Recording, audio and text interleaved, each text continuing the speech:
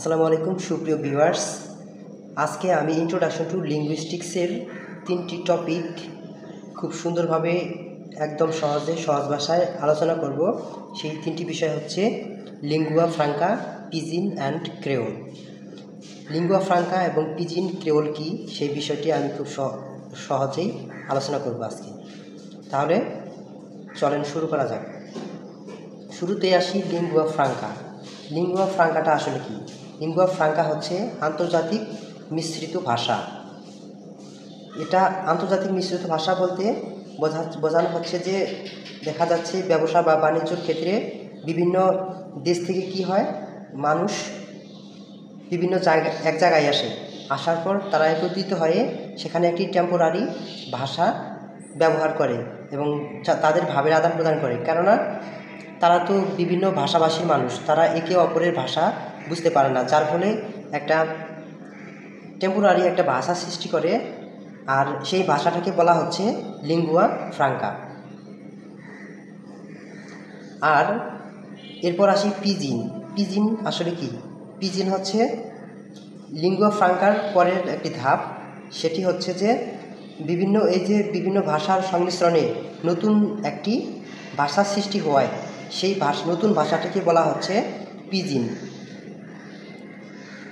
অর্থাৎ কোনো এক নির্দিষ্ট জায়গায় কি হয়, ব্যবসা বাণিজ্য করার জন্য বিভিন্ন ভাষাভাষীর মানুষ একত্রে আসার পর তারা দীর্ঘদিন এভাবে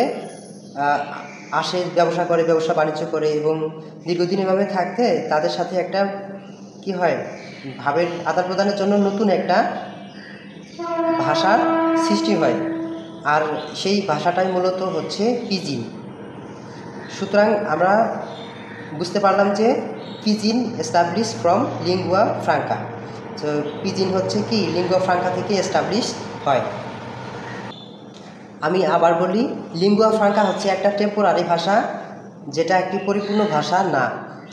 সেটা শুধু কি হয়, ভাবের আদান প্রদানের জন্য একটা ভাষা ব্যবহার করা হয় টেম্পোরারিভাবে, ঠিক আছে। আর এরপর এটা হচ্ছে ফার্স্ট স্টেজ।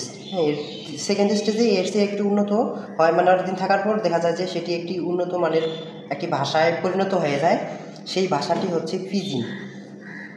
কিন্তু এই পিজিন ভাষাটি যদিও এই লিঙ্গুয়া ফ্রাঙ্কা থেকে পরের ধাপ, অর্থাৎ লিঙ্গুয়া ফ্রাঙ্কার একটি উন্নত ভাষণ, কিন্তু এই ভাষার কোনো গ্রামাটিক্যাল রুলস থাকে না।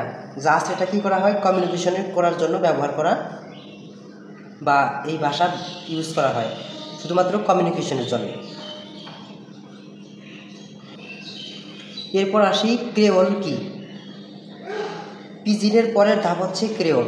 এটা হচ্ছে 3য় নাম্বার ধাপ। ক্রেওল আসলে কি? এই যে একটু আগে দেখলাম আমরা, একটি নির্দিষ্ট জায়গায় কী হয়, বিভিন্ন দেশের বা বিভিন্ন ভাষাভাষীর মানুষ একত্রিত হয়ে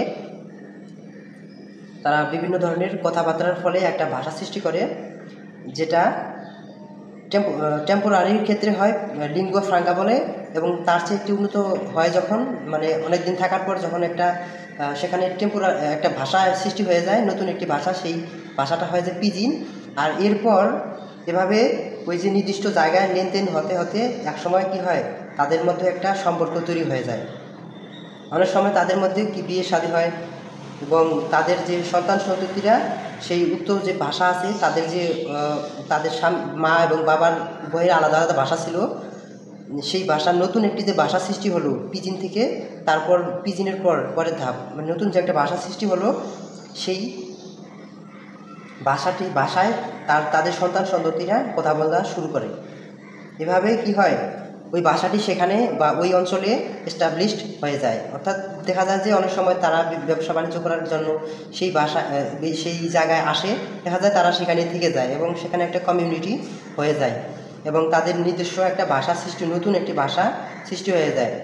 আর সেই ভাষাটাকেই বলা হচ্ছে ক্রেওল, ঠিক আছে। তাহলে পিজিন এবং ক্রেওলের মধ্যে পার্থক্য কী আসলে? এই যে পিজিন, এর কোনো গ্রামাটিক্যাল রুলস থাকে না, কিন্তু এই যে ক্রেওল যে ভাষাটা, সেটা একটা পরিপূর্ণ একটি ভাষা, আর যেটা কি হয়, গ্রামাটিক্যাল রুলস থাকে। গ্রামারিয়ানটা কী করেন, গ্রামাটিক্যাল রুলস তৈরি করেন, এবং শুধু রুলসই না, সেখানে একটি সাধারণ ভাষায় যে সকল বিষয়গুলো থাকে আমরা দেখতে পাই, যে অ্যালফাবেট থাকে, বর্ণমালা থাকে, সেখানে নির্দিষ্ট বর্ণমালা থাকে, এবং সেটা তাদের যে সেখানে স্কুল আছে সেখানে স্কুল কলেজে পড়ানো হয় সেই ভাষাটা, সেটাকেই মূলত বলা হচ্ছে ক্রেওল। সুপ্রিয় ভিউয়ার্স, তাহলে আমরা আশা করি এই বিষয়টা বুঝতে পেরেছি। এবার আমি আরেকবার বলি, লিঙ্গুয়া ফ্রাঙ্কা আসলে লিঙ্গুয়া ফ্রাঙ্কা হচ্ছে টেম্পোরারি একটা ভাষা, এবং এরপরের ধাপ হচ্ছে পিজিন। এটা একটি লিঙ্গুয়া ফ্রাঙ্কার চেয়ে উন্নত, সেটা একটি পরিপূর্ণ একটি ভাষা, কিন্তু সেই ভাষার কোনো গ্রামাটিক্যাল রুলস থাকে না এবং স্কুল কলেজে পড়ানো হয় না। এরপর আছে ক্রেওল। ক্রেওল হচ্ছে কি, ক্রেওল হচ্ছে একটা পরিপূর্ণ ভাষা, ঠিক আছে। এই যে এটা একটা পরিপূর্ণ ভাষা, সাথে কি হয়, একটা পরিপূর্ণ ভাষা কি থাকে, গ্রামাটিক্যাল রুলস থাকে, তারপরে দেখা যাচ্ছে যে অ্যালফাবেট থাকে, ঠিক আছে, সব বিষয়গুলো থাকে। যখন সেটা একটা পরিপূর্ণ নতুন একটি ভাষা হয়ে যায়, সেই ভাষাটাকে বলা হচ্ছে ক্রেওল। সুপ্রিয় ভিউয়ার্স, আশা করি লিঙ্গুয়া ফ্রাঙ্কা, পিজিন অ্যান্ড ক্রেওলের মধ্যে যে পার্থক্যগুলো আছে সেগুলো বুঝতে পেরেছেন। আর পরবর্তী ভিডিও দেখার আমন্ত্রণ জানিয়ে আজকে এখানে বিদায় নিচ্ছি। আল্লাহ হাফেজ।